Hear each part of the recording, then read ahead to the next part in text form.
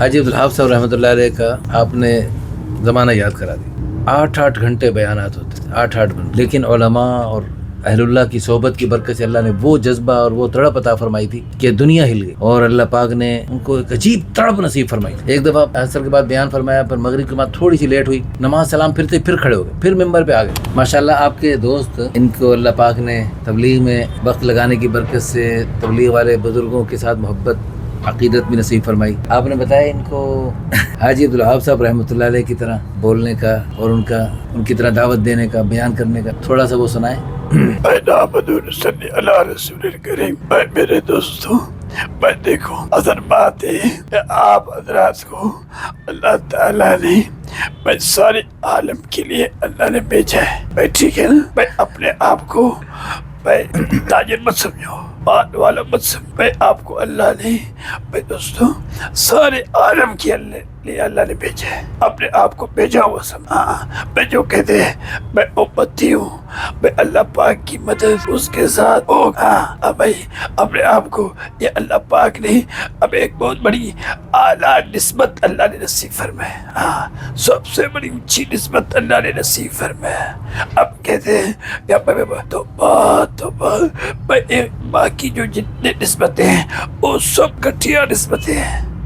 وہ جو کہتے ہیں میں اللہ پاک کو جو ہے نا اسے ناراض ہو, اس کے پٹائی کرائیں گے. میں ٹھیک ہے نا, میں سب لاہور والوں کو کہو بھائی تو اپنے آپ کو لاہوری مت سمجھو, پٹھان مت سمجھو, پنجابی مت سمجھو. میں اپنے آپ کو سارے عالم کا ذمہ دار سمجھو, اور خود بھی توبہ کرو, سب کو بھی توبہ کرو. میں ٹھیک ہے نا, اے کرو گے نا. اللہ اکبر. حاجی عبدالوہاب صاحب رحمۃ اللہ علیہ کا آپ نے زمانہ یاد کرا دیا. 8 گھنٹے بیانات ہوتے تھے, 8 گھنٹے. الحمدللہ مجھے اللہ نے توفیق دی ان کی عربوں میں ترجمانی کی. میں نے ان کی کرامت دیکھی. نعیم شاہ صاحب کا میں ترجمہ کر رہا ہوتا تھا, عرب پوری دنیا کے عرب میرے سامنے بیٹھے ہوتے تھے, اور وہ ترجمے کے دوران میرے دل میں کوئی خیال آ رہا ہوتا تھا کسی بھی موضوع پر, کوئی اشکال, کوئی خیال. حاجی صاحب رحمۃ اللہ علیہ اس کے بعد اگلی بات کرنے کے لیے تشریف لاتے تو وہی بات فرماتے جو میرے دل میں ہوتی. یہ ان کی میں زندہ کرامت سمجھ, میرے اشکال کا جواب ہوتا تھا. تاریخ انسانیت کا عظیم الشان جنازہ ہوا, دنیا ہل گئی, سارے ایئرپورٹ ہل گئے. اللہ پاک حضرت کو غریق رحمت فرمائے. اور ہم نے دیکھا صحابہ کرام رضوان اللہ علیہم اجمعین کی کیا تڑپ, کیا بے چینی.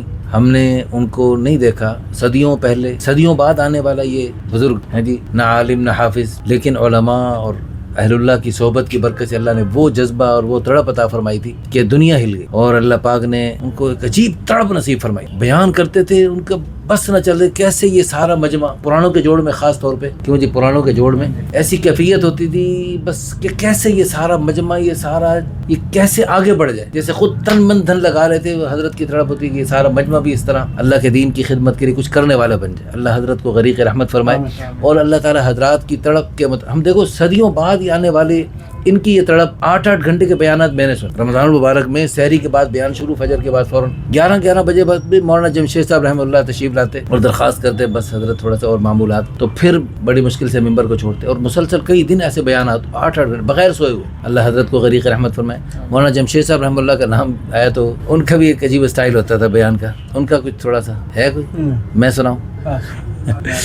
لق دق بیابان, نیچے زمین اوپر آسمان, نہ انسان نہ پلنے کا سامان, چھوڑ کے جا رہے. کیوں چھوڑ کے جا رہے؟ سمجھ گئیں حضرت اما ہاجرہ علیہ السلام, سمجھ گئیں اللہ کا حکم. اللہ امرک بہذا, کیا اللہ نے حکم دیا حضرت ابراہیم علیہ السلام کو صرف سر کے اشارے سے بولنے کی ذات, سر کے اشارہ کرنے کے, سر کے اشارے میں فرمایا ہاں, تو فرمایا اذن لن یضیعنا اللہ, پھر اللہ ہمیں ہرگز ضائع نہیں کرے. اور باقی اللہ نے ضائع نہیں. اللہ پاک نے ان کے تھوڑی سی قربانی کے بعد جو زمزم کا بابرکت پانی جاری فرمایا, وہ اب تک پرانوں کے جوڑ میں تو حاجی عبدالوہاب صاحب 8 گھنٹے کے بیانات ہوتے, 10 پورا دن, بلکہ ممبر تڑپ ہوتی تھی کیسے یہ مجمع کام کو آگے لے کے چلنے والے بن جائے. اور قدیمات کے جوڑ میں اہلیہ کے ساتھ قدیمہ, اچھا قدیمات کے جوڑ میں جب پرانے مستورات ملکوں میں وقت لگائی, اس میں الحمدللہ کئی دفعہ شرکت ہوئی, تو الحمدللہ اس میں حضرت کی ایسی تڑپ ڈبل ہوتی تھی کہ مستورات بھی اگر کام پہ آ جائیں تو کام کتنا آگے بڑھ جائے. ایک دفعہ عصر کے بعد بیان فرمایا, پھر مغرب کے بعد تھوڑی سی لیٹ ہوئی, نماز سلام پھرتے پھر کھڑے ہو گئے, پھر ممبر پہ آ گئے. فرمایا کہ تم نے جا کے وہاں جا کے یہ کام نہیں, ایسے نہیں بتانا ایسے ایسے کرو, بلکہ یہ بتاؤ کہ ایسے ایسے کام ہمارے اوپر ہماری ذمہ داری ہے, اب ہم اس کام کو کیسے کریں, یہ ان سے پوچھو, پھر وہ بتائیں گے.